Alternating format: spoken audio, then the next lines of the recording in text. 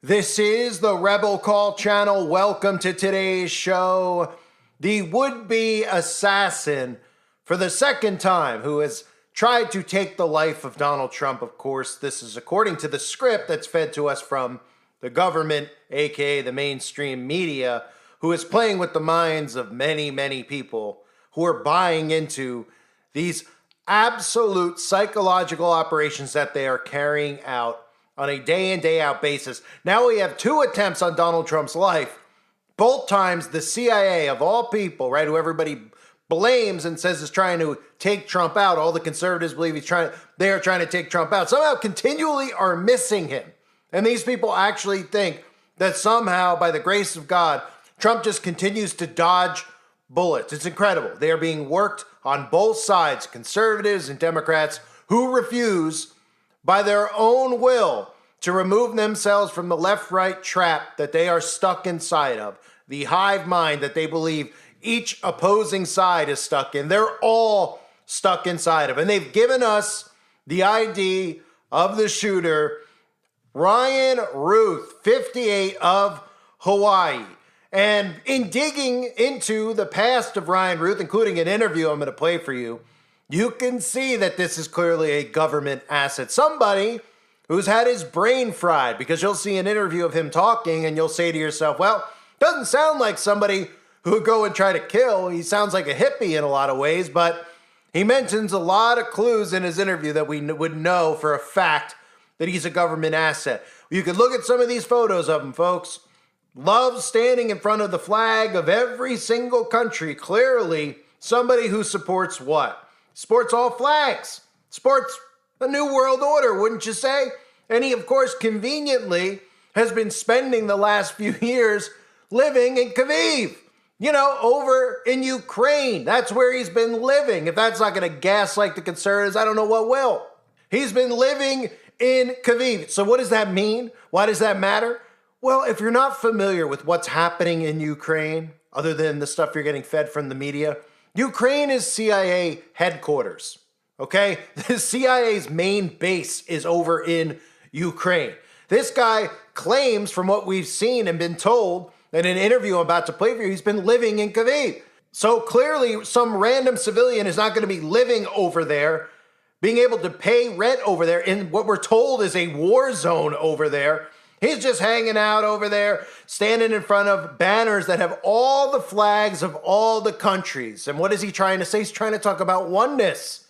He's trying to say that all the countries need to unite as one, right? Makes perfect sense, doesn't it? Of course, what else makes perfect sense about the story? Well, the fact that all the pictures of him that are out there make him look like every single other operative that's revealed to us from the government, right? He kind of looks a lot like that guy.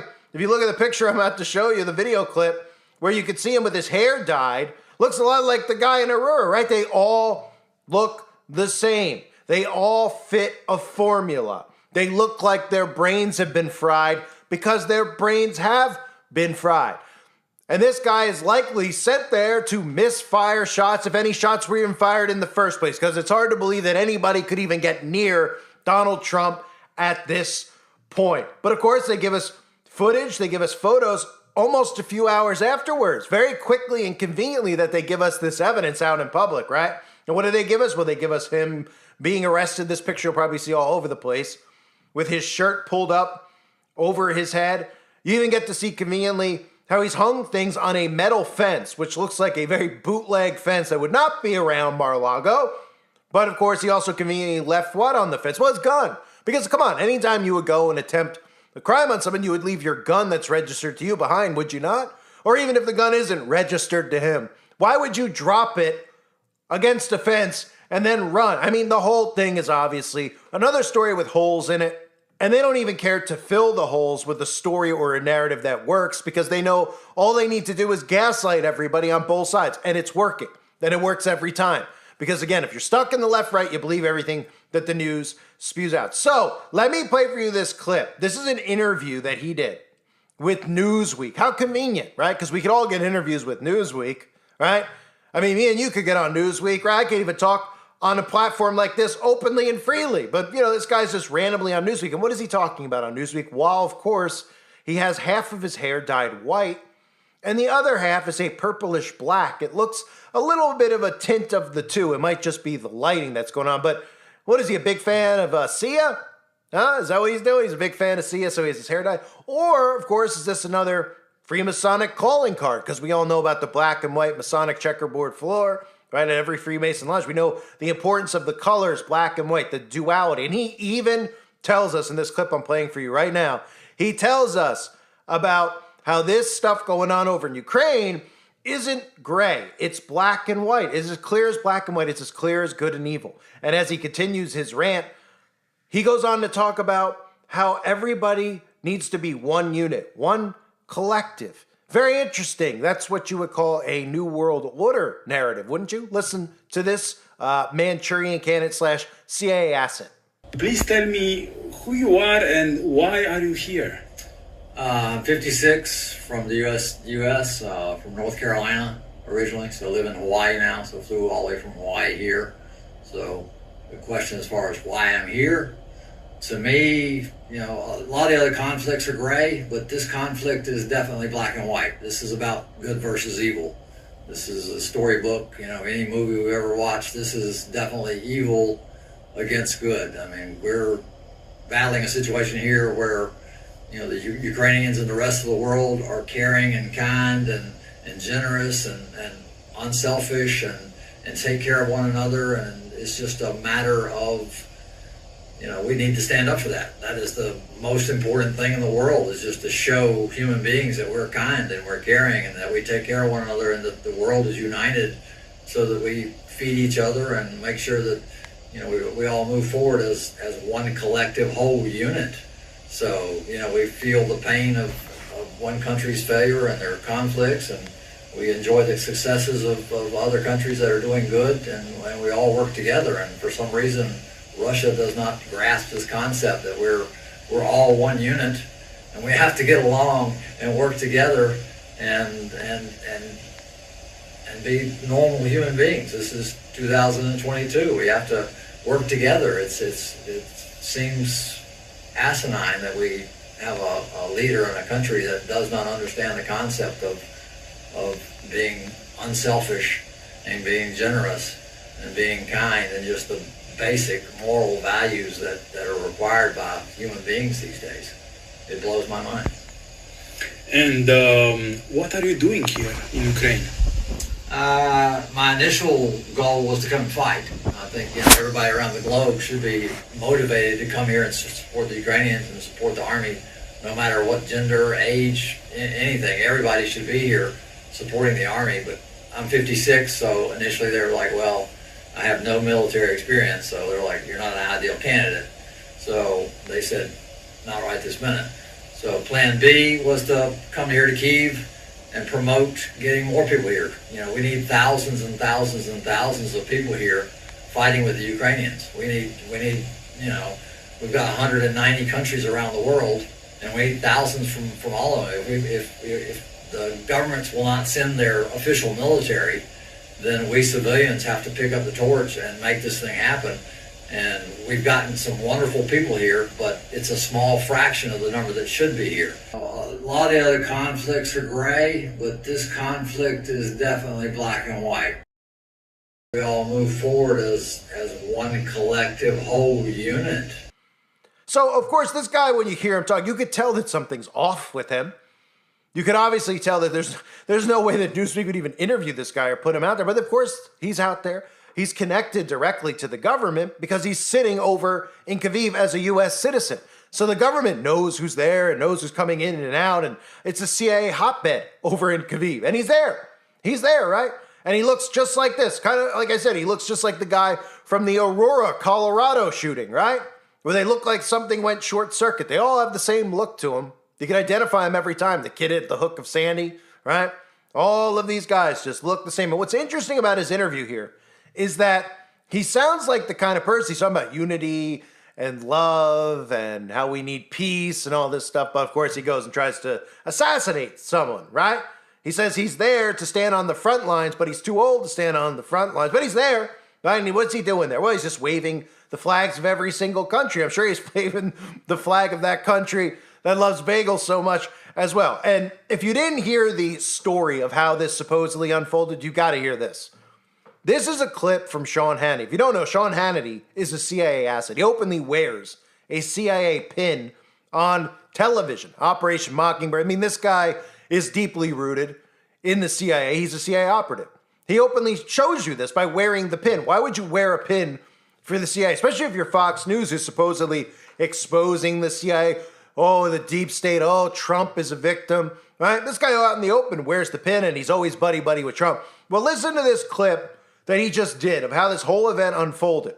He'll give you the play-by-play, including the fact that he was going to be out on the golf course. It could have been killed. But he didn't decide. He was out with the people who were in that group playing golf this morning for breakfast. But he decided not to go because he's not a good golfer, right? Kind of sounds like, remember all those people that were supposed to go to work on the 11th day of September that didn't? Or remember all those people who claimed to be on board the planes that were going to go into those buildings, but they got off or they were 10 minutes late to their flight? Remember all those people, right? Like the guy who created Family Guy, right? He was supposed to be on the plane. Seth MacFarlane, another CIA asset. He was supposed to be on the plane that day, but luckily he was late for his flight. He was hungover or something like that, right? Just didn't get on the plane, right? Of course, these stories are out there for a reason, to make you think that planes actually were involved in what happened and not detonations, right? But listen to CIA asset Sean Hannity describe this story. It is comical. So long story short is President Trump, they were on the fifth hole. They were about to go up to putt. And the way Steve Witkoff, now, just as a little bit of background, Arthel, I happened to go to breakfast with Steve Witkoff and another friend of mine this morning. And I was invited to play golf. They happen to be really good golfers. I don't have a lot of time to play golf. So I said thank you, but I'm not going to go out on the golf course and get killed out there. But long story short, so they were playing, they were on the fifth hole. And the way Steve described this, the way the president described it, they both had exactly the same story, which was that they heard pop, pop, pop, pop. And Steve went into great specificity and great detail as to what happened right after. Within seconds, the Secret Service pounced on the president, covered him. You had snipers with tripods. They knew the direction where the shots had been fired, and they had eyes on the location where the shots had been fired. And long story short, they were I have confirmed with both the president and with Mr. Witkoff that the gun has been found. They identified it as an AK-47. And thanks to Secret Service drone video coverage, they were able to identify one individual involved in this shooting getting into a car after dropping the AK-47. And my understanding, according to both of them, is that that car has been identified, and I believe it's been surrounded. Whether or not that person has been apprehended or not, I don't know. This happened in a matter of seconds. So the entire charade, the entire production is in motion, right? Immediately, they're giving us photographs from the scene. The shooter's identity and all this stuff has been revealed immediately. All done by design because the gaslighting and the match has been lit, right, for the gaslighting. So trending right now after all this stuff that I just showed you, right? Staged is trending. That's what's trending around the world. And Secret Service, because look at the two narratives that are out there, right? All of the Trump supporters, they believe in false flags. They believe that there is a cabal, Satanists out there. They don't really realize who those people are because they're in bed with them, the synagogue of Satan, need I say more. And they're all just saying that, wow, everybody is trying to take Trump out because he's going to take out the deep state when he gets back in, right? So that's the narrative that the conservatives have. The Democrats, well, the Democrats, of course, are saying that Trump staged it. So now we even hear Democrats using terms like false flags and psyops, which is pretty incredible to me, right? Because these are the people that call us conspiracy. So now, of course, conservatives are calling Democrats conspiracy theorists. This is done by design. The government's doing this by design because they're watering everything down. Now everybody's a conspiracy theorist right now. Everything's misinformation. This will give all power over to the state because they're going to tell you who could speak and give information and who can't, right? And they're getting each side to cancel each other out, like I've been warning about. So Democrats are now saying Trump got killed in the debate with Kamala Harris, so he had to make up, he had to create this event himself. He had to hire people to go out and pretend to go after him so that his poll numbers could go up, right? And of course, this is really bothering conservatives, right? Then you even get some people out there who are tweeting out the most common narrative you're going to hear, because remember, they still need to convince conservatives out there that we at least need red flag laws. They're going to come in and they're going to say, look, we're not going to come and take everybody's guns. We're just going to take the guns of people who are mentally unhealthy, right? And everyone out there automatically thinks they see these shooters and they're like, well, yeah, they mean these kind of crazy folks, right? Right. Well, they're going to define what a crazy folk is based on how most of these people vote, but really based on what you're looking at on the internet. So that would mean my front door, your front door. That's what the red flag laws are for. And they have to convince conservatives to be on board with this. So you have people tweeting out Republican lawmakers are the ones who made it easy for the dangerous man with a long criminal history to access an AK-47. Same profile, same red flag, same story over and over again in America. We got to do something about this, folks, right? We got to do something about this. And then, of course, this is just a never-ending back and forth seesaw. So all the Democrats are now saying it's staged, that Trump hired the guy as an actor. He was once a Republican, now he's a Democrat. You could obviously see how even that interview that'll begin circulating, this interview with him on Newsweek will begin popping up everywhere. And that'll gaslight conservatives so bad, because we all know part of what they've done with conservatives with the gaslighting with Ukraine is constantly bringing up how our money, our tax money is going to Ukraine and it's a proxy war. These are all narratives that the government has put out there. Not that these people who think they're independently thinking think that they've put out there. The government has fed them these, just like they feed them Epstein. They feed them these narratives. They give it to them. You wouldn't know any of these narratives unless they gave it to you. So that's what we're going to see is this guy's interview. And he's going to be talking about how everybody needs to go to Ukraine and fight the war in Ukraine, right? That's going to get him even more worked up. It's very clear to see that all of these operations, from just, again, common sense logic, these are all done and carried out by our own government. You can listen and read between the lines, right? The guy in his interview talking about black and white, good and evil, one unit, one collective. We all need to unite as one, right? That's a New World Order calling card right there, right? And then, of course, he leaves the gun on the fence and he leaves his armor there. And everybody's just automatically already, the mainstream media is giving us all this information, right? And everybody's in an uproar about it. And just look at the pictures of the guy. Every time we get any of these people, they all look the same. They all look like they just got out of the electric chair. They look like they just got tasered, right? You look at him, you go, something's off with this guy, right? Even listen to that guy speak peacefully, right? Where he's like, I don't know, I don't want to hurt. You can literally tell that his mind's fried. Just like every one of these guys. This goes back to Lee Harvey Oswald, who obviously is just, a name that the government used. He was an asset too, right? But when you listen to those people speak, going back to Lee Harvey Oswald, all the way to now, it's always the same calling card. They're always borderline schizophrenic. They always have a weird look where you look at them and you go, yeah, this looks like about the guy that would shoot Trump, right? You got blue hair, his hair is different colors. It's black and white, it's purple and white, whatever you want to call it, right? Wearing the American flag, but he's obviously not a nationalist. So the guy's completely, just in a different realm. And he's hanging out in CIA headquarters over in Kyiv, right? So I had to do a quick video on this so everybody out there could just see the basics on the shooter before you start seeing people I'm sure you're friends with, people you know.